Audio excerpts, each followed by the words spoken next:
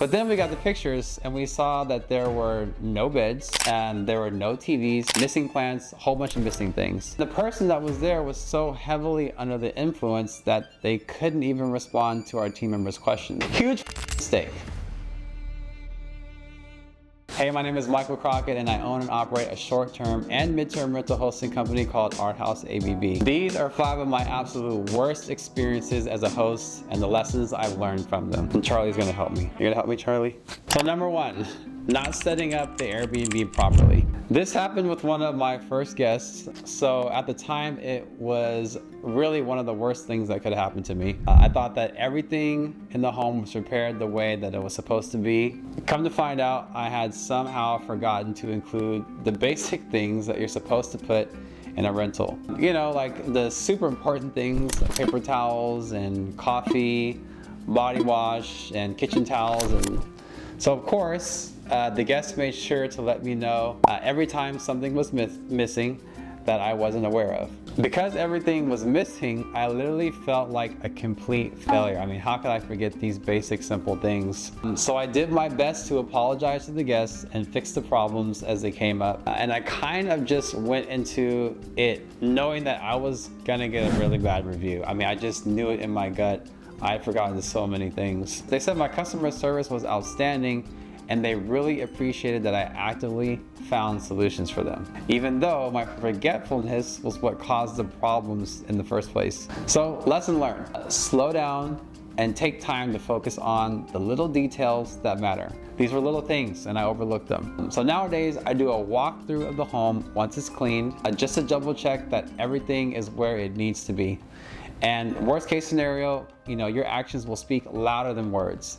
Meaning that the most important thing is to identify the mistake, make sure it doesn't happen again. Number 2, being a control freak. When I first started hosting rental properties, I ran my own business entirely on my own. I mean, I did everything. I opened, I closed, I did everything. And I can't lie, it was fun. The fact that I was able to control everything gave me kind of like a false sense of success. Of course, I started to wear down over time.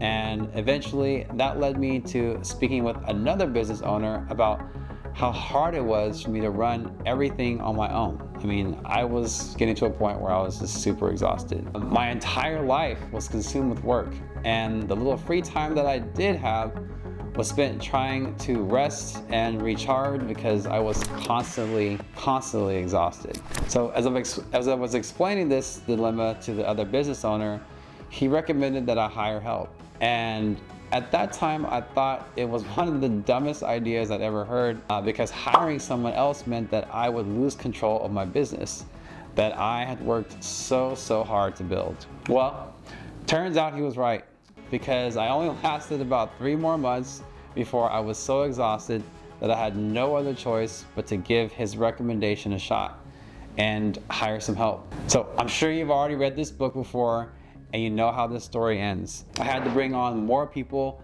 not just so I could catch my breath, but because it was going to be impossible for me to scale unless I had more people working with me and helping me. So there's actually 2 morals to this story. 1, hire help when you need it. But more importantly, 2, don't be so narrow-minded that you think you can do everything all by yourself. Because you can't. You honestly can't. It's not a willpower problem. It's that you physically cannot grow as much as you want completely on your own. Plus, there are other people that know more than you do, and that's okay. Number 3, getting robbed. Oh, what a feeling. Yes, unfortunately, this one actually happened at one of our homes. You know, we had guests arrive at the property that had been robbed, and they were absolutely furious that they were paying money to stay at a property that, in their own words, looked like we were in the process of moving. So of course we're looking at each other perplexed, like what are they talking about? So we asked the guest, hey, can you please send pictures of the property, because up until this point, as far as we knew, everything was completely fine. We actually thought we were being pranked. But then we got the pictures and we saw that there were no beds and there were no TVs, missing plants, a whole bunch of missing things. And to add insult to injury, they also took all the bedding and the linens and the soaps, which was a little extra slap in the face. I mean, who takes soaps and towels?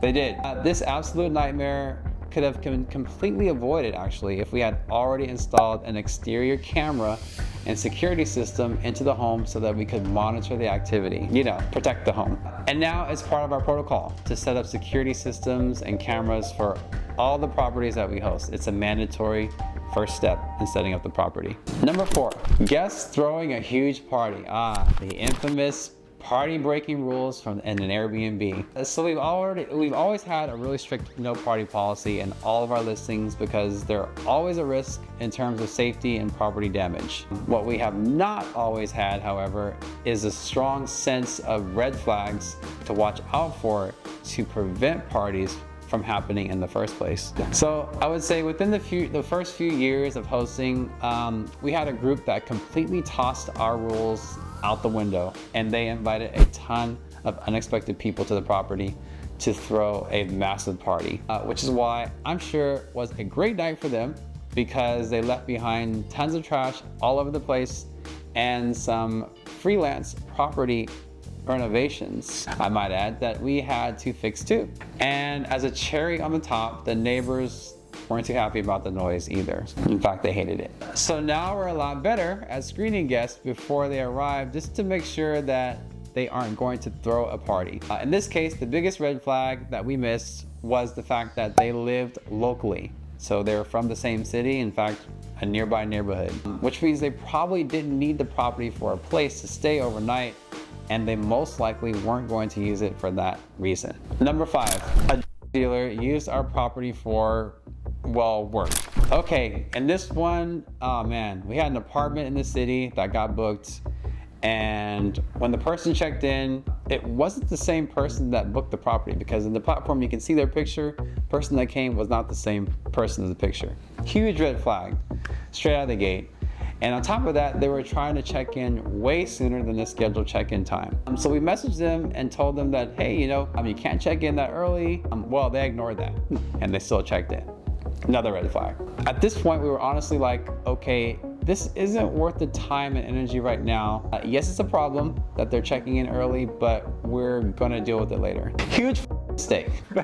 They were doing lines of with Barbie. So basically, within a few hours, we saw some very questionable people going in and out of the property that weren't part of the reservation at all. I mean, you could tell these people were just random people showing up to the house. And at this point, it was pretty clear that something weird was going on inside that we were not informed about. And the guest also was not responding to our messages. So we sent a team member out to the house to see what was going on, and they got there and they saw that everything was a mess. The furniture was out of place, some of it was broken, it was moved around. Most notably, there was on one of the tables, and one of the mirrors that we were hanging on the wall, they took it down and put on the mirror. And the person that was there was so heavily under the influence that they couldn't even respond to our team members' questions. So at that point, we knew something was definitely going down. So what we should have done to prevent that is we should have immediately canceled the reservation as soon as we saw that the guests going in and out of the place were not the guests who booked the property. And now we ask our guests to double confirm the intent of their trip as well, as a double confirmation for everyone who will be there doing the reservation. And to avoid people checking in early, we don't give them details needed to entry until it's time for them to check in. So all these problems come back to the main solution, which is to always be an engaged host. The second you notice something off or inconsistent, investigate it further because it's likely an indication of a bigger issue. And even if it isn't worth investigating, to see if it's possible to fix it. And hey, if you like this kind of content, then make sure you reserve your spot as a subscriber by hitting the button down below.